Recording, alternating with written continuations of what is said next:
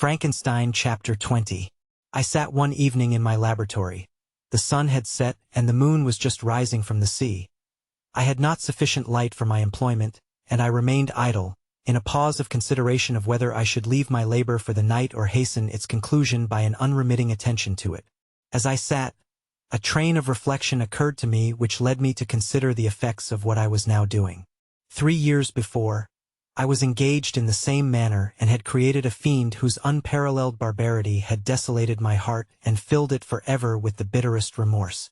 I was now about to form another being of whose dispositions I was alike ignorant. She might become 10,000 times more malignant than her mate and delight, for its own sake, in murder and wretchedness. He had sworn to quit the neighborhood of man and hide himself in deserts, but she had not. And she, who in all probability was to become a thinking and reasoning animal, might refuse to comply with a compact made before her creation. They might even hate each other. The creature who already lived loathed his own deformity, and might he not conceive a greater abhorrence for it when it came before his eyes in the female form? She also might turn with disgust from him to the superior beauty of man. She might quit him, and he be again alone, exasperated by the fresh provocation of being deserted by one of his own species. Even if they were to leave Europe and inhabit the deserts of the New World, yet one of the first results of those sympathies for which the demon thirsted would be children, and a race of devils would be propagated upon the earth who might make the very existence of the species of man a condition precarious and full of terror. Had I right, for my own benefit, to inflict this curse upon everlasting generations? I had before been moved by the sophisms of the being I had created. I had been struck senseless by his fiendish threats. But now, for the first time, the wickedness of my promise burst upon me.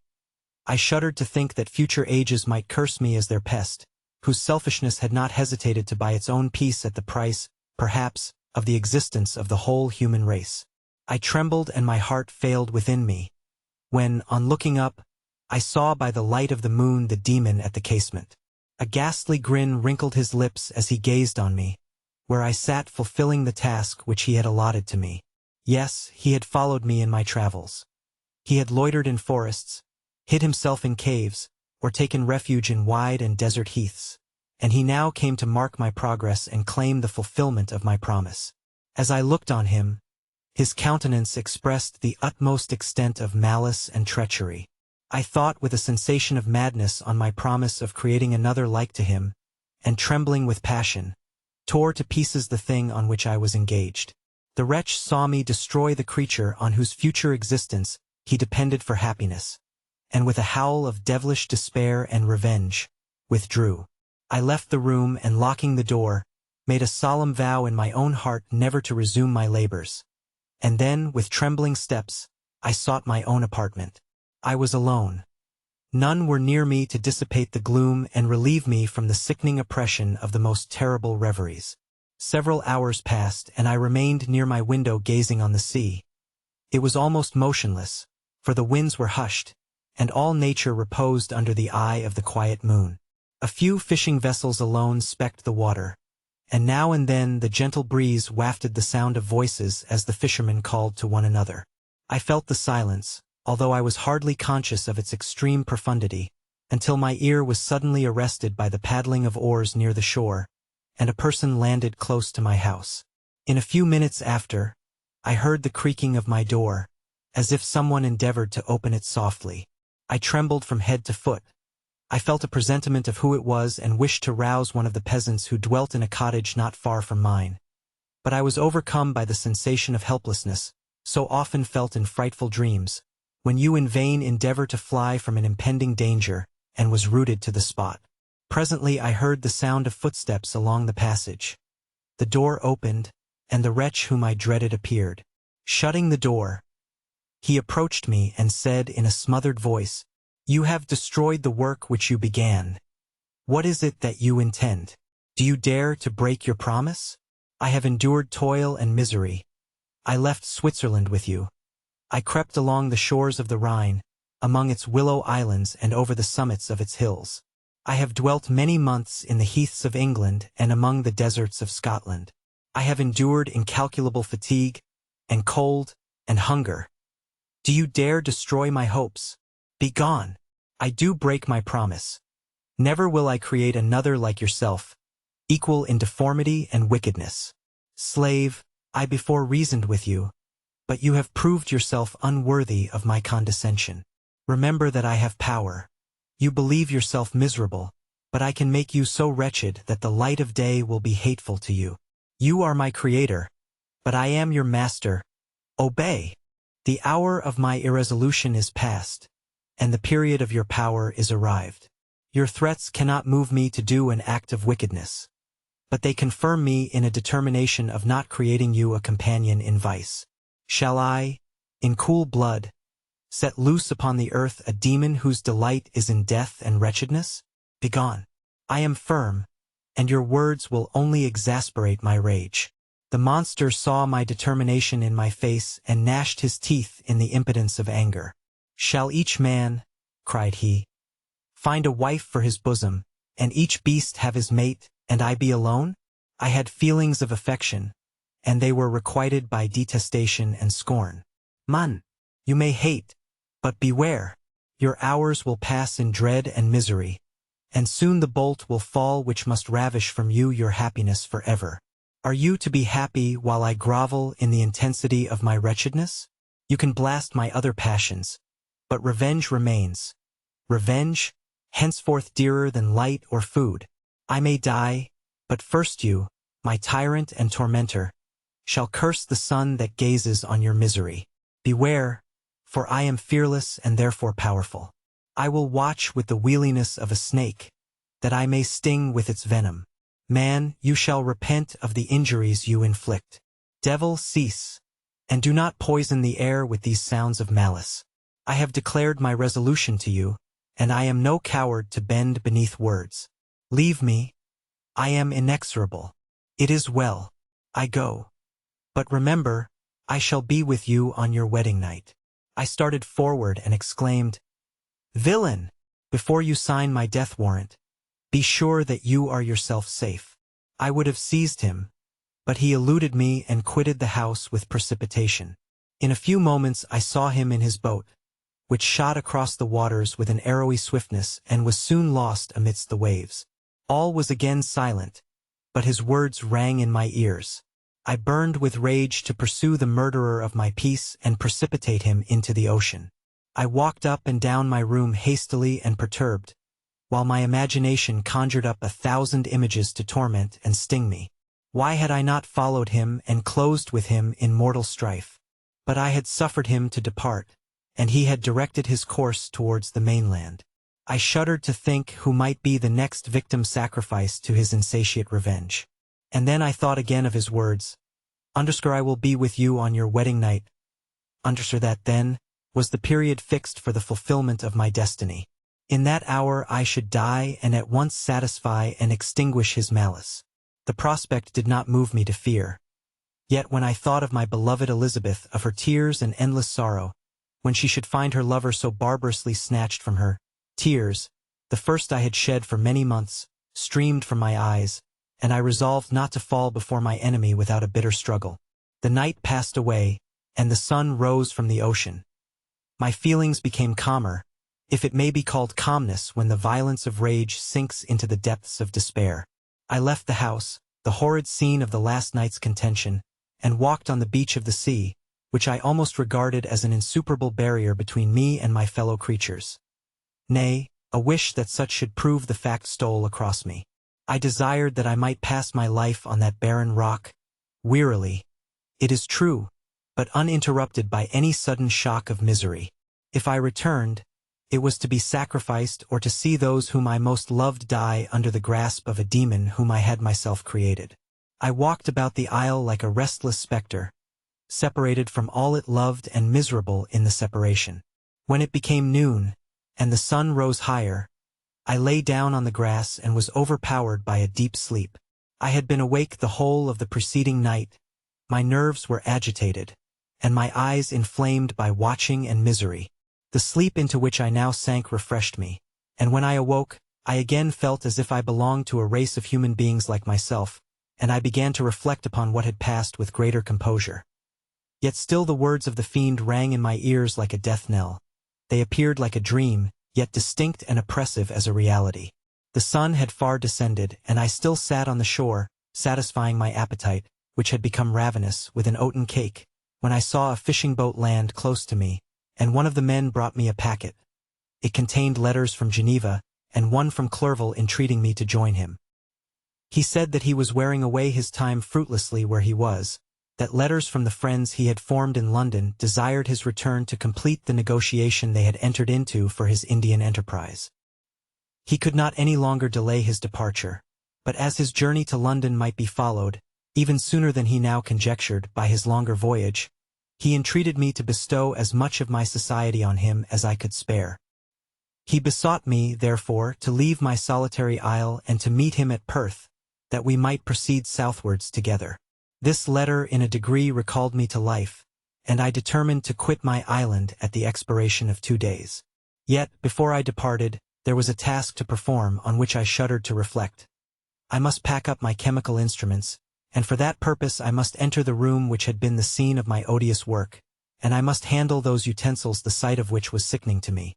The next morning, at daybreak, I summoned sufficient courage and unlocked the door of my laboratory. The remains of the half-finished creature, whom I had destroyed, lay scattered on the floor, and I almost felt as if I had mangled the living flesh of a human being. I paused to collect myself and then entered the chamber. With trembling hand I conveyed the instruments out of the room, but I reflected that I ought not to leave the relics of my work to excite the horror and suspicion of the peasants, and I accordingly put them into a basket with a great quantity of stones, and laying them up, determined to throw them into the sea that very night. And in the meantime I sat upon the beach, employed in cleaning and arranging my chemical apparatus. Nothing could be more complete than the alteration that had taken place in my feelings since the night of the appearance of the demon. I had before regarded my promise with a gloomy despair as a thing that, with whatever consequences, must be fulfilled. But I now felt as if a film had been taken from before my eyes and that I for the first time saw clearly. The idea of renewing my labors did not for one instant occur to me. The threat I had heard weighed on my thoughts, but I did not reflect that a voluntary act of mine could avert it. I had resolved in my own mind that to create another like the fiend I had first made would be an act of the basest and most atrocious selfishness, and I banished from my mind every thought that could lead to a different conclusion. Between 2 and 3 in the morning the moon rose, and I then, putting my basket aboard a little skiff, sailed out about 4 miles from the shore. The scene was perfectly solitary. A few boats were returning towards land, but I sailed away from them. I felt as if I was about the commission of a dreadful crime and avoided with shuddering anxiety any encounter with my fellow creatures. At one time the moon, which had before been clear, was suddenly overspread by a thick cloud, and I took advantage of the moment of darkness and cast my basket into the sea. I listened to the gurgling sound as it sank and then sailed away from the spot. The sky became clouded, but the air was pure, although chilled by the northeast breeze that was then rising. But it refreshed me and filled me with such agreeable sensations that I resolved to prolong my stay on the water, and fixing the rudder in a direct position, stretched myself at the bottom of the boat. Clouds hid the moon, everything was obscure, and I heard only the sound of the boat as its keel cut through the waves. The murmur lulled me, and in a short time I slept soundly. I do not know how long I remained in this situation, but when I awoke I found that the sun had already mounted considerably. The wind was high, and the waves continually threatened the safety of my little skiff. I found that the wind was northeast and must have driven me far from the coast from which I had embarked.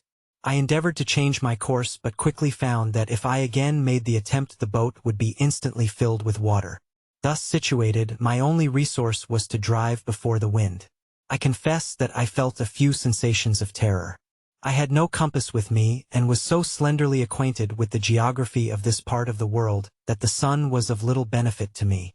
I might be driven into the wide Atlantic and feel all the tortures of starvation or be swallowed up in the immeasurable waters that roared and buffeted around me. I had already been out many hours and felt the torment of a burning thirst, a prelude to my other sufferings. I looked on the heavens, which were covered by clouds that flew before the wind, only to be replaced by others. I looked upon the sea. It was to be my grave. "Fiend," I exclaimed, "your task is already fulfilled." I thought of Elizabeth, of my father, and of Clerval, all left behind, on whom the monster might satisfy his sanguinary and merciless passions. This idea plunged me into a reverie so despairing and frightful that even now, when the scene is on the point of closing before me forever, I shudder to reflect on it. Some hours passed thus, but by degrees, as the sun declined towards the horizon, the wind died away into a gentle breeze and the sea became free from breakers. But these gave place to a heavy swell. I felt sick and hardly able to hold the rudder, when suddenly I saw a line of high land towards the south. Almost spent, as I was, by fatigue and the dreadful suspense I endured for several hours, this sudden certainty of life rushed like a flood of warm joy to my heart, and tears gushed from my eyes. How mutable are our feelings, and how strange is that clinging love we have of life even in the excess of misery. I constructed another sail with a part of my dress and eagerly steered my course towards the land. It had a wild and rocky appearance, but as I approached nearer I easily perceived the traces of cultivation. I saw vessels near the shore and found myself suddenly transported back to the neighborhood of civilized man. I carefully traced the windings of the land and hailed a steeple which I at length saw issuing from behind a small promontory. As I was in a state of extreme debility, I resolved to sail directly towards the town, as a place where I could most easily procure nourishment. Fortunately, I had money with me. As I turned the promontory, I perceived a small neat town and a good harbor, which I entered, my heart bounding with joy at my unexpected escape. As I was occupied in fixing the boat and arranging the sails, several people crowded towards the spot. They seemed much surprised at my appearance, but instead of offering me any assistance, whispered together with gestures that at any other time might have produced in me a slight sensation of alarm.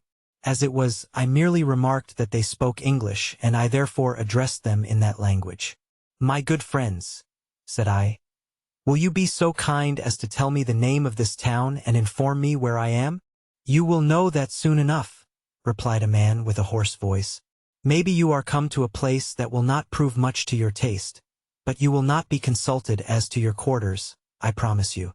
I was exceedingly surprised on receiving so rude an answer from a stranger, and I was also disconcerted on perceiving the frowning and angry countenances of his companions. "Why do you answer me so roughly?" I replied. "Surely it is not the custom of Englishmen to receive strangers so inhospitably." "I do not know," said the man, "what the custom of the English may be, but it is the custom of the Irish to hate villains." While this strange dialogue continued, I perceived the crowd rapidly increase. Their faces expressed a mixture of curiosity and anger, which annoyed and in some degree alarmed me. I inquired the way to the inn, but no one replied. I then moved forward, and a murmuring sound arose from the crowd as they followed and surrounded me, when an ill-looking man approaching tapped me on the shoulder and said, "Come, sir, you must follow me to Mr. Kerwin's to give an account of yourself." "Who is Mr. Kerwin? Why am I to give an account of myself? Is not this a free country?" "Aye, sir, free enough for honest folks. Mr. Kerwin is a magistrate, and you are to give an account of the death of a gentleman who was found murdered here last night." This answer startled me, but I presently recovered myself. I was innocent. That could easily be proved. Accordingly, I followed my conductor in silence and was led to one of the best houses in the town. I was ready to sink from fatigue and hunger, but being surrounded by a crowd, I thought it politic to rouse all my strength, that no physical debility might be construed into apprehension or conscious guilt. Little did I then expect the calamity that was in a few moments to overwhelm me and extinguish in horror and despair all fear of ignominy or death. I must pause here, for it requires all my fortitude to recall the memory of the frightful events which I am about to relate, in proper detail, to my recollection.